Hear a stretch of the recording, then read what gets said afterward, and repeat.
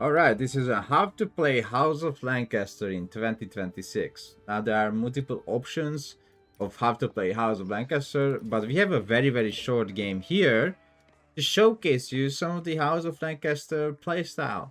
And let me tell you that if you are playing House of Lancaster and you are getting Dark Age Rush, there is a chance that you will get Dark Age Rush, and it's very simple, very easy to counter it.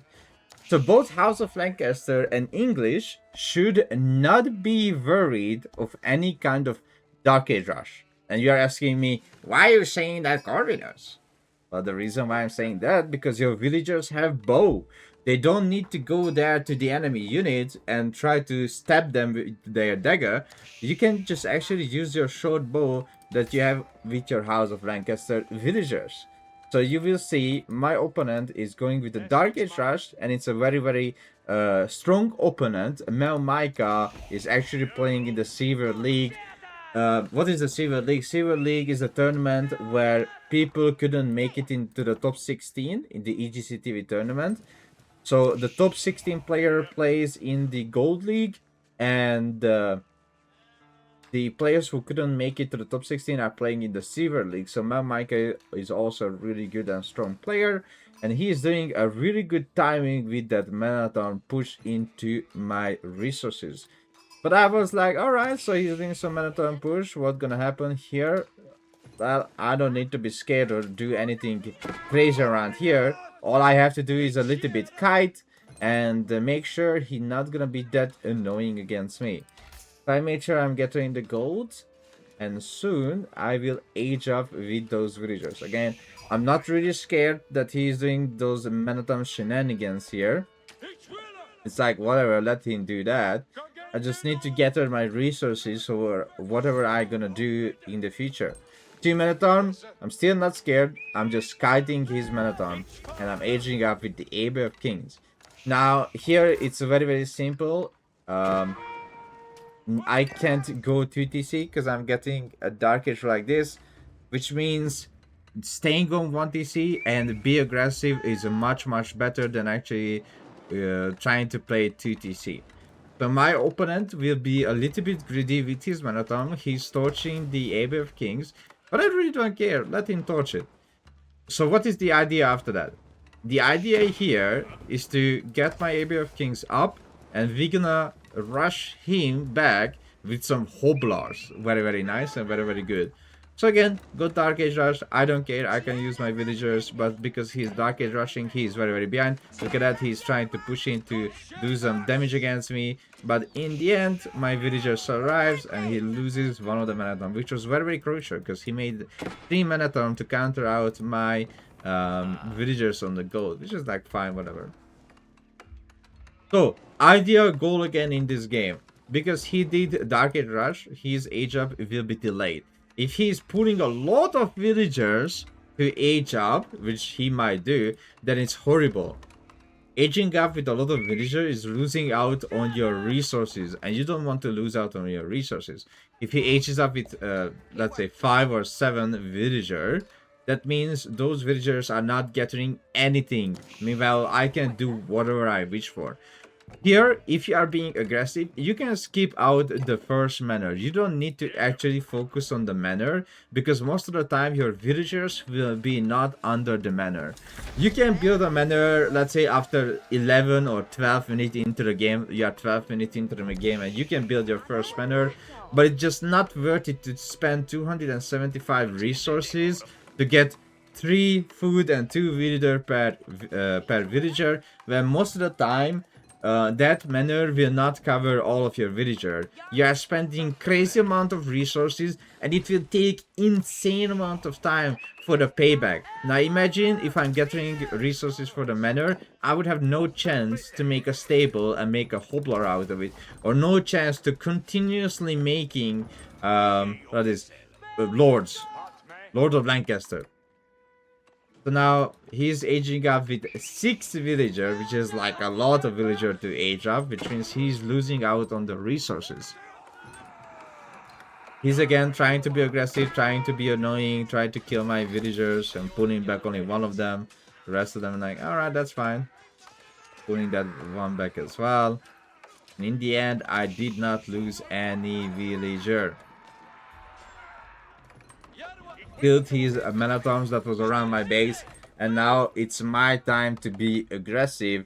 I'm making the Hoblars, I'm making a Lord so I can push into him into the middle.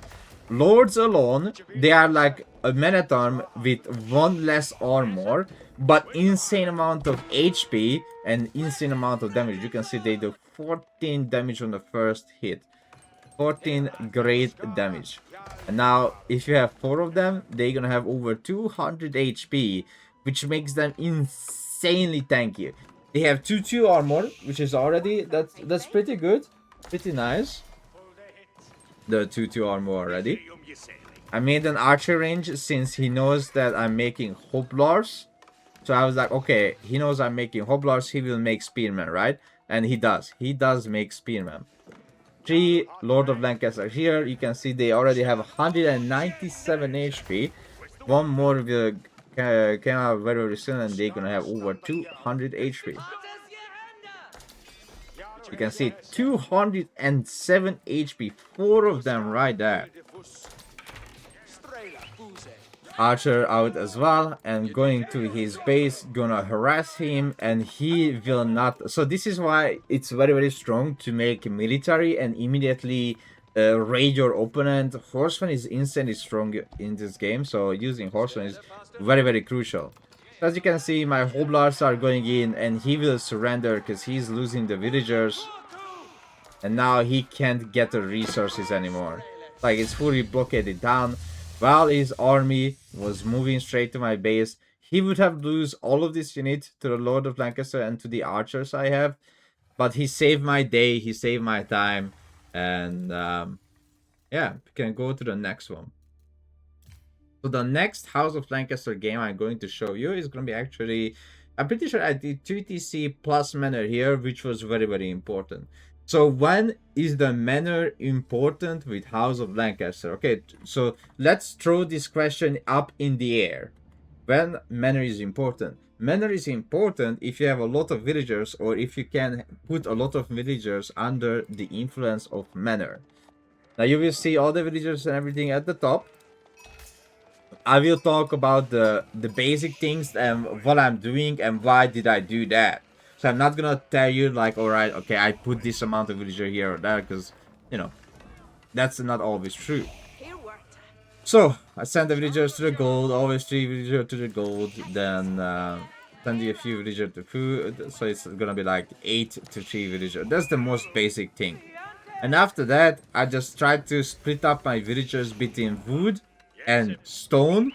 By like, okay, if I have 2 on wood, then I have 1 on stone. If I have 4 on wood, I have 3 on stone sometimes.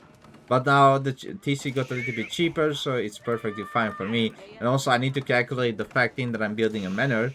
The reason why I'm building a manor this time, because I'm not getting Dark Age rushed, and I can go easily to town center. You can see manor is getting built up, so I need a little bit more villager on the wood. I have 7-5 right now. 3 villager on food is perfectly fine. 8 to 5 right now, which is perfectly fine at this situation to have that many villager on both wood and stone.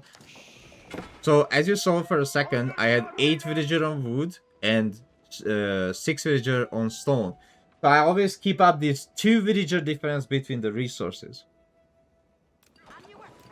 So now I'm getting a little bit gold because I know that I'm gonna build my TC here, which goes up there. I'm gonna have villager here on the food, villager on the gold, and now I'm heavily gathering food. My opponent tries to be very greedy to go on the boar or go on deer. If he was on the deer, that Lord of Lancaster would have harassed his deer. But because he was on the boar, I sent the Lord of Lancaster here to be very annoying here. Which will be very good, because I'm taking out his prelate. Not right now, but soon. You will see that prelate will die. He's trying to save it, but too late. The prelate goes down. Boom. Prelate dies. It was a huge catch. My other Lord of Lancaster is arriving soon, and I think I'm gonna catch another kill. Which is insane. Right there, Lord of Lancaster arrives, and boom. So far, I killed one of his villager and a prelate, and these units did a really, really good job. The two Lord of Lancaster.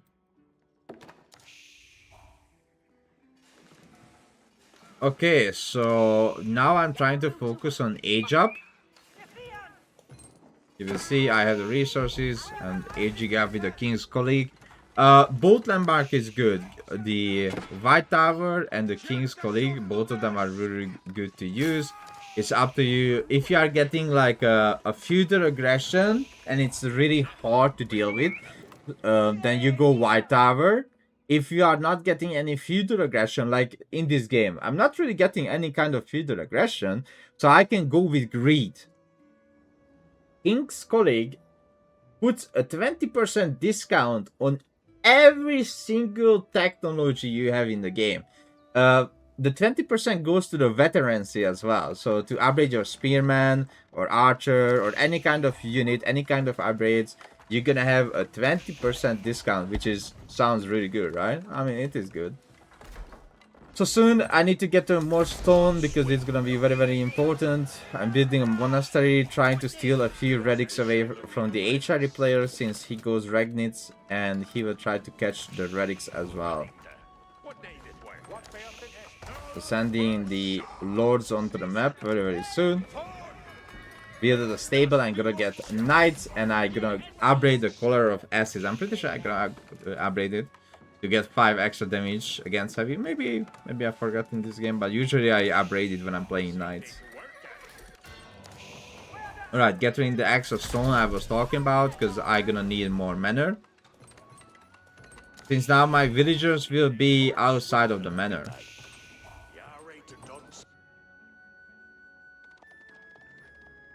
One already captured. Another already goes to the bottom. Which is not great.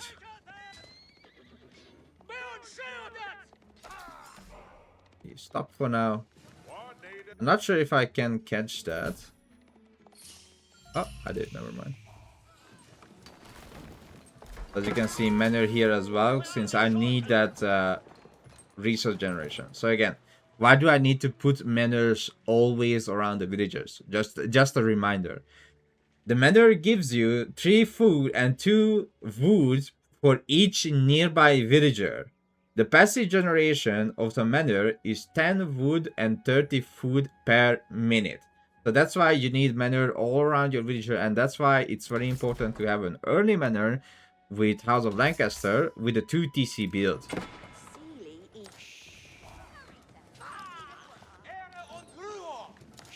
Right, capturing the relic, and I'm not staying in feudal long since I'm playing against HRE, and I really need an army in Imperial, and I'm gonna have a really, really good and strong landmark, which is... Oh, I got the color of ashes, so you can see my knight is doing +5 damage against heavy, and his knights are heavy, and mom is spaghetti. So I'm getting the resources to get to Imperial very, very soon. And building another manor. You can see I'm covering this food as well. And building walls to make sure I'm not getting raided.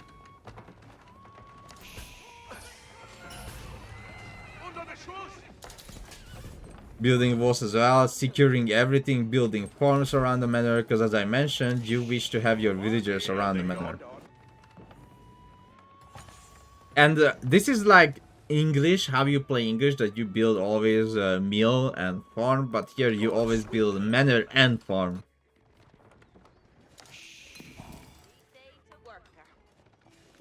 And you can have passive generation just like English. You need to upgrade the scutage, which gives you 30 gold per minute, per manor, of course. So you have your own passive gold generation, just like English. But you do that with manors. So you can see I'm gonna have like a crazy load of villager here. And this manor alone will generate insane amount of resources. You can see 103 food, 63 wood, 69 wood, 112 food per minute, because suddenly I have a hell lot of villager around this manor. 121 food, 130 food. The reason why this manor is generating so much compared to this manor, because this manor have all these villagers around it. Again, need to mention, because many people forgot, when we are playing House of Lancaster, we always circling around our manors. So now, as you saw, I just made a few knights to make sure I have map control. Now I'm gonna build archer ranges as well to make sure I can make hand cannoneer, very important, because you have the Burgundian import upgrade, which makes your hand cannoneer 25% cheaper, which means it's gonna be 90 food and 90 gold. And you can see I'm getting the upgrade immediately to get very cheap hand cannoneers. That cost is the same as making strategy. I've aged up with the Wingard Palace and I'm making Garrison Command. So what is the difference between House of Lancaster and English Wingard? House of Lancaster gets Spearman out of the Wingard Palace and 1 Manatom, right? So you get 8 Spearmen and 1 Manatom for 500 cost. English for 800 cost, I think 600 food and 200 gold. They get 3 Horsemen and 3 Knight. And both of them produces insanely fast, that's what you are looking for. So this building single-handedly just making crazy amount of units for me. If you need cavalry, you can also get the Earth's Routine, which gives you 6 Demi Lancer and 2 Hoblar. Now, the Imperial Demi Lancer are actually good. Feudal and Castle is like meh, but Imperial Demi Lancers are actually good. Though it takes 38 seconds to make 8 cavalry units, now we are just focusing to make a non-stop garrison command. Also, you can upgrade your spearman, and your spearman can have 3 extra armor in the Imperial Age if you get Petty Jack. Now, yes, they're gonna get jacked. Jacked up and ready to go. As you can see, I'm building farms, putting the mills to make sure I can have more and more villagers around the farm.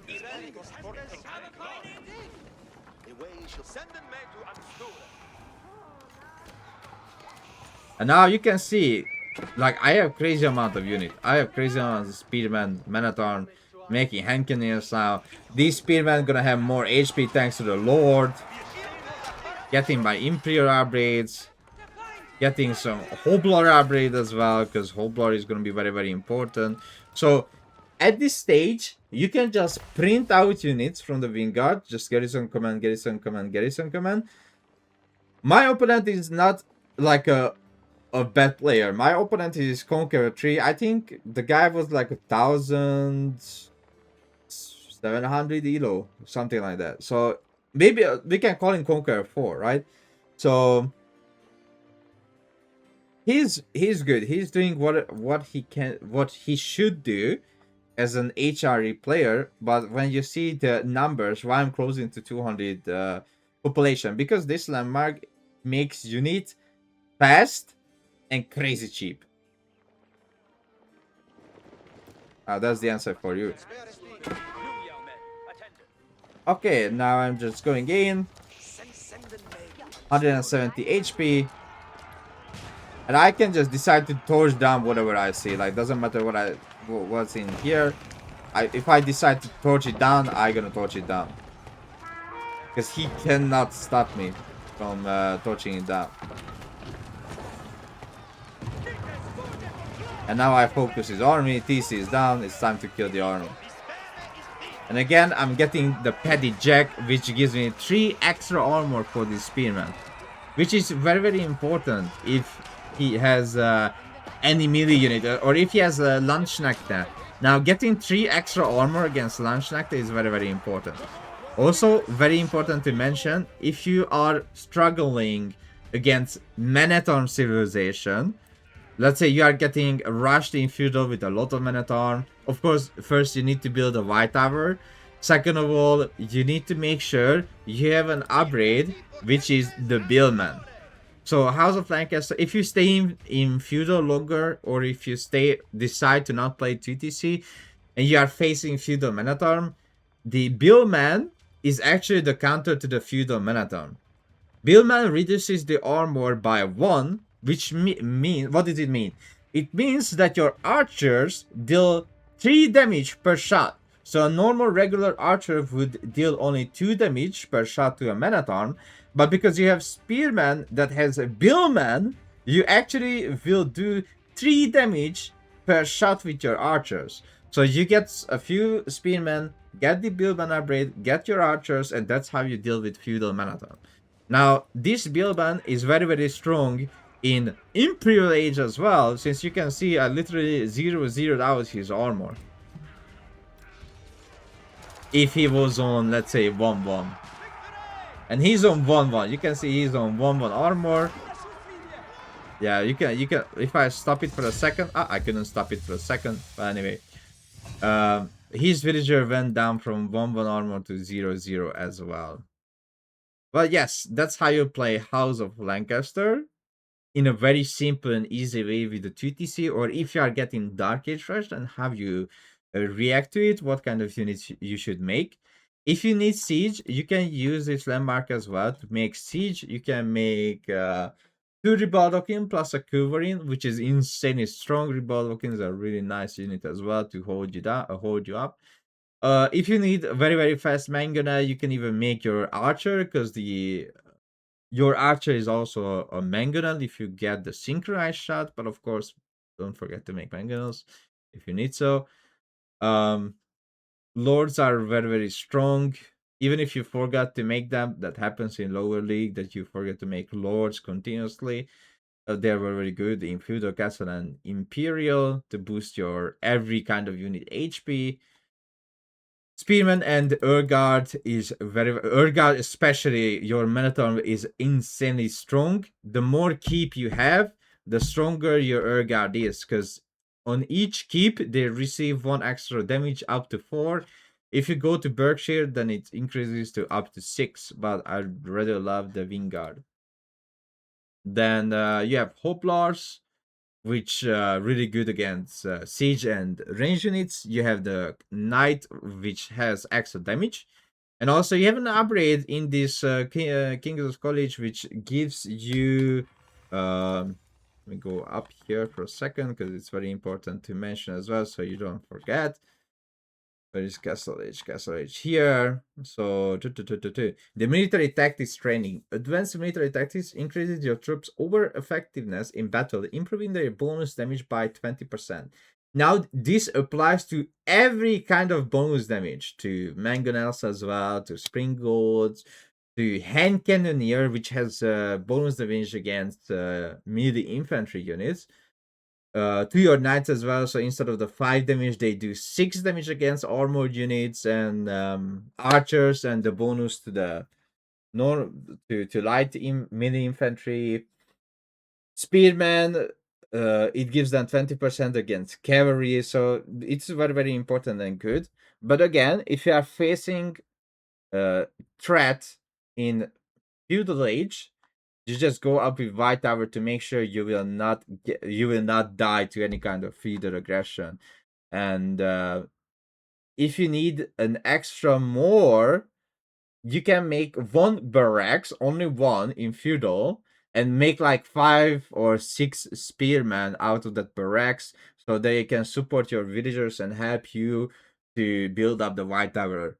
Where would I go to White Tower? Let's say it's good against French, because most likely he will dive your TC. It's good against, again, every civilization that does any kind of feudal aggression against you. But you need to scout your opponent to understand what they are doing. It's very, very, very important to scout them in feudal, and let's see what they are up to, what they are going to do.